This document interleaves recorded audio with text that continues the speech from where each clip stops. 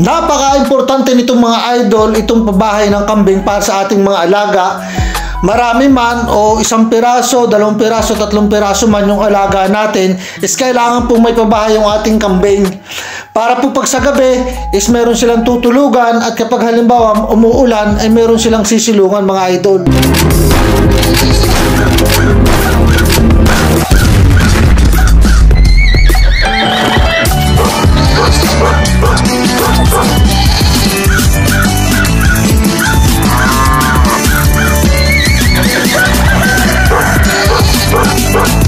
Yo! What's up mga idol? Magandang araw po sa inyong lahat. Sana'y nasa mabuti po kayong kalagayan sa mga oras na ito.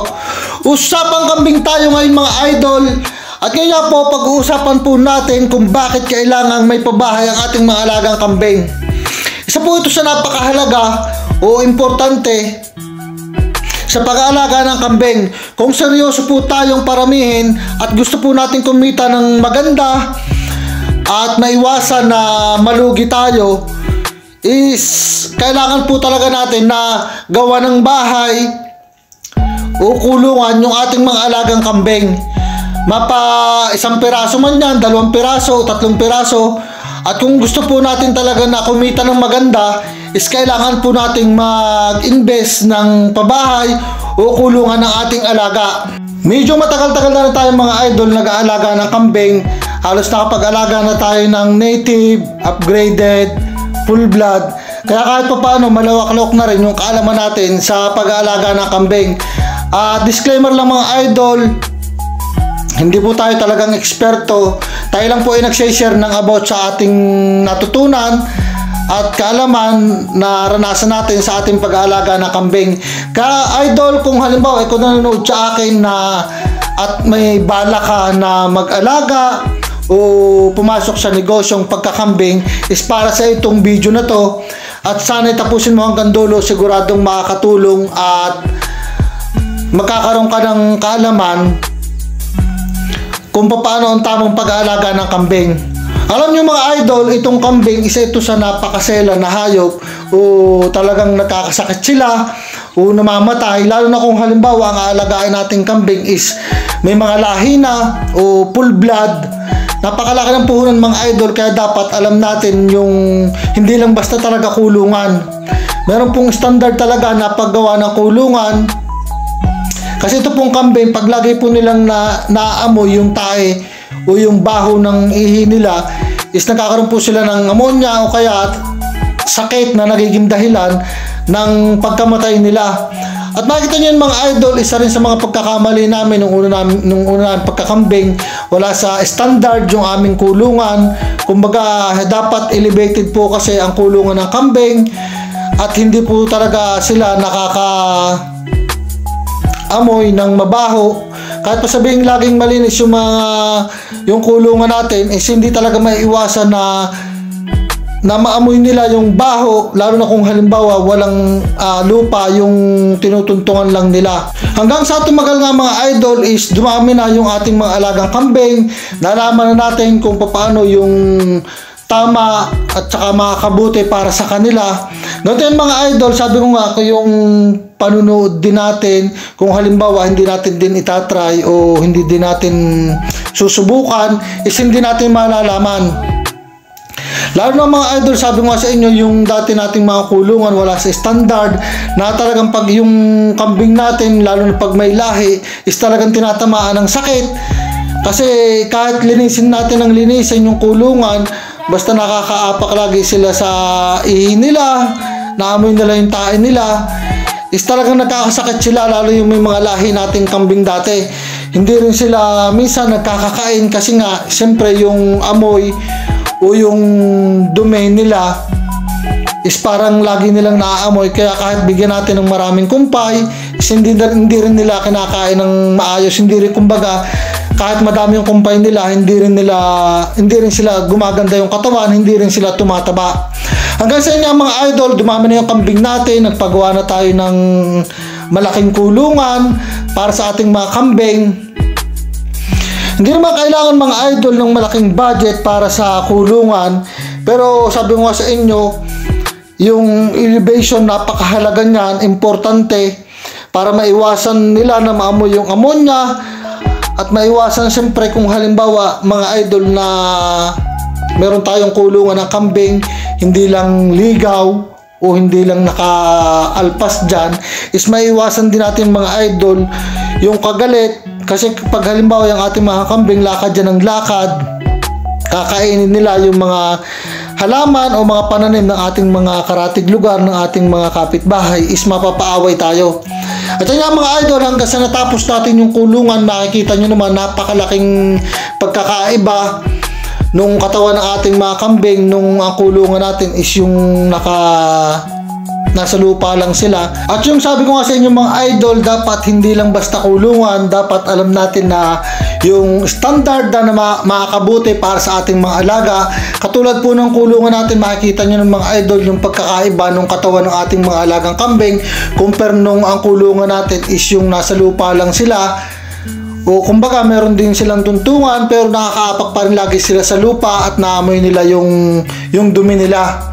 Na makikita nyo, ang tataba, biglang nagtabaan yung ating mga alaga, biglang naggandahan nung maayos na yung ating kulungan. Yun nga mga idol, yung kulungan natin na yan is talagang ang haba po nyan is bali 12 meters po yan yung haba, tas yung luang 6 meters. Kaya napakalaki po niyan, talaga nakakakilos ng maayos yung ating mga alagang kambing.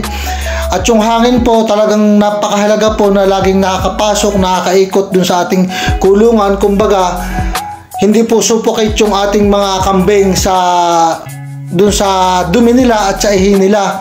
At yung elevation mga idol, yung dapat elevated yung kulungan natin, importante po yan para maiwasan nila na maamoy yung ammonia. Hindi ko naman mga idol sinasabi na dapat gumastos tayo ng malaki sa kulungan ng kambing. Magsimula lang po tayo sa kakayahan ng ating budget. At katulad nga yung mga idol, yung mga kawayan naman natin, hindi natin binilihan. Kumbaga, kinuha lang natin. Nagpalagari lang tayo ng nyog. Kumbaga, talagang tinibayan na rin natin yung paggawa ng kulungan natin. Pang matagalan na talaga. Isang gastos din. Meron tayong dating subscriber na nagtanong sa atin na bakit nga daw yung kambing niya is hindi tumataba, may kulungan naman siya ng kambing. Yun nga mga idol, hindi naman ibig sabihin may kulungan yung ating kambing is tataba na agad sila. Siyempre nandun din yung dapat lagi silang malinis yung kulungan. Tapos siyempre maayos yung pakain natin sa ating mga alaga. At yan nga mga idol, makikita nyo naman yung kulungan ng ating kambing. Kumbaga yung luma nating kulungan is nagagamit pa rin natin kung halimbawa may mga nganak o kaya kung halimbawa merong nagkakasipo na kambing o may nararamdaman, ibinubukod lang natin doon para kumbaga doon natin kinakwarantine natin doon hanggang sa gumaling at pagka dito natin ulit sinasama. Yan makikita nyo mga idol na yung kulungan natin talagang napakaayos. Kaya kung mga idol, kung halimbawa gagawa kayo ng kulungan, napaka-importante may maayos tayong bubong, hindi nababasa yung ating kambing. Kasi itong kambing mga idol is talagang takot sa lamig yan, sa tubig. Matandaan nyo tayo nung bata pa, lagi tayong sinasabihin ng nanay natin pag hindi tayo naliligo, tinatawag tayong kambing. Kasi nga ang kambing mga idol is talagang napakahina sa lamig. Yan mga idol, talagang makikita nyo may maayos silang pakainan, nakakakilos sila ng maayos sa loob kasi maluwag na, maayos na yung kulungan nilang bago. At simula din mga idol, nung nagawa kami ng kulungan na maayos is talagang kumita na rin kami ng maganda dito sa pagkakambing. Marami-rami na rin po tayong naibenta. Kumbaga yung lahat ng mga Tagalog nating mga alaga dati is na-upgrade na natin ng na-upgrade. Kumikita na tayo ng maganda. Kasi nga po kumbaga yung talagang dapat standard na sa pagkakambing o sa kulungan, unang-una dito sa kulungan ng kambing is talagang nasusunod natin. Kasi mga idol, mapapansin nyo yan sa mga bansa na maraming kambing katulad ng Pakistan, India, talagang naandyan po yung maraming kambing. Mapapansin nyo lahat ng mga kulungan nila talagang elevated, maluluwang, talagang yung kulungan, hindi naman sinabing kulungan, talagang kulong na kulong yung kambing. Dapat umiikot din po yung hangin, dapat nasisikatan din ng araw para yung amoy po nila is talagang lumalabas. At napakahalagang mga idol na dapat laging malinis yung kulungan ng ating alaga. Kahit po yung mga ilalim ng kulungan ng aming kambing, lagi po namin kinakalaykayan isang linggo o 3 araw para hindi talaga mangamoy at maiwasan talaga yung mabaho. Yan mga idol, pwede nyo pong gayahin yung paggawa namin ng kulungan. Makikita nyo yung parang sa bangin lang po yan, pabangin na lugar. Kaya mapapansin nyo mga idol, yung ilalim po niyan halos lagpas tao. Pero yung pinakabukana o pinakaunahan po ng kulungan natin ng kambing is andun po yung pakainan para hindi na po tayo papasok sa loob. Yan po yung pinaka parang bangin yung pakulungan, yung ginawa namin ng kulungan. Unang-una po, napakatipid po niyan kasi hindi na po tayo gagamit ng madaming halige na matataas, hindi na tayo gagamit ng hagdanan o nung pasampahan, gastos din po yun.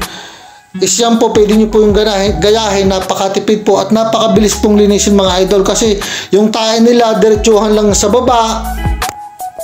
Tapos pag halimbawa magbibigay tayo ng pakain is dun sa una lang is napakabilis linisin, hindi na tayo papasok sa loob para magwalis pa. Yung tae naman nila talagang diretso lang sa baba, yung ihi nila minsan may napasok tayo sa loob, binawalsan lang natin kapag halimbawa nabibigay tayo ng painom. Pwede nyo yung gayahin mga idol. At dyan mga idol, napakaganda yung pakainan. Hindi po nila natutuntungan o hindi nakakaabo yung pakain nila. Kaya lagi po silang ganado sa pagkain mga idol. At talagang nagandahan yung katawan ng ating mga alaga nung ganang style yung kulungan ng ating kambing. Kahit mga idol, yung ating mga alagang kambing is sinusuga natin o inaalpasan natin sa parang kada umaga o patanghali.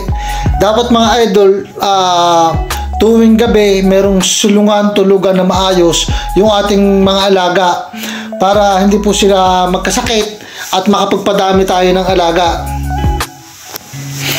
Di pa naman kami mga idol talagang eksperto nga. Sabi ko sa inyo, kulang pa rin kami talaga sa kaalaman. Nagkakaala pa rin talaga ako ng kaalaman sa pag-aalaga ng kambing. Kumbaga, nag-share lang talaga ako ng mga nangyayari dito sa kambingan namin. At kahit pa paano, simula nung una pa lang kami nagkakambing, is napakalaking improvement na po ng aming mga alaga ngayon compare sa dati. At isa ko pang tip sa inyo mga idol, kung halimbawa gagawa kayo ng kulungan ng kambing, mas maganda ibukod nyo na yung kwarto o yung kulungan ng barako. Nasa ganun mga idol, yung barako natin is laging sabik, healthy, kasi mga idol, ang barako pag laging nakahalo yan sa mga babaeng kambing is talagang sasampayan ng sasampa. Makakasama para sa ating back at makakasama rin para sa ating mga babaeng kambing, lalo kung halimbawa mga buntis na may chance na makunan, at kung halimbawa naman ang ating barako is may lahi, magkakasakit, napakahirap pong gamutin ng kambing lalo na pag may lahi. Importante yung mga idol, bukod sa kulungan, talagang dapat meron tayong mga vitamins ng mga kambing, lalo na kung halimbawa may mga lahi. Siguro makaka-relate dito yung mga nag-aalaga ng kambing na agad nagsimula sa mga may lahing kambing pero hindi naman alam kung paano maggamot, magturok ng vitamins, kaya ang nangyayari, namamatay, nalulugi, nasasayang yung puhunan. Dito mga idol, sa pagkakambing talagang may kita, tiyagaan lang, at syempre talagang magkaroon tayo ng kaalaman o o magtanong tayo sa mga marurunong talaga. Yun nga yung sabi ko sa inyo, lagi kong sinasabi, mag-join kayo sa mga group. Pwede kayong magtanong doon sa ibang mga sikat na breeder na talaga. Hindi naman madamot ang mga yan, talagang nag-share din ng mga kaalaman nila. At mga idol, kung halimbawa nga, sabi ko nga, kung balak nyo magkambing, napakahalaga nitong pabahay ng kambing.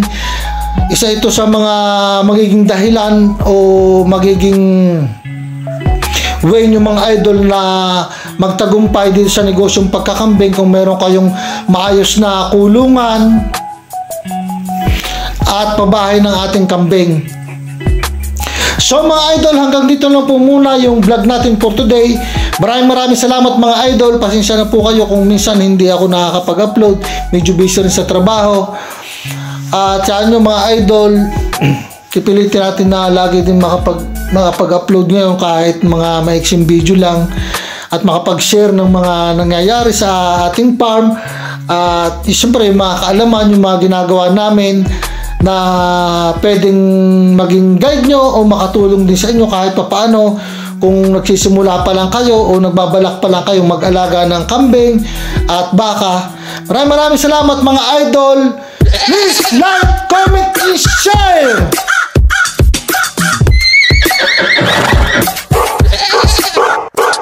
Let's go.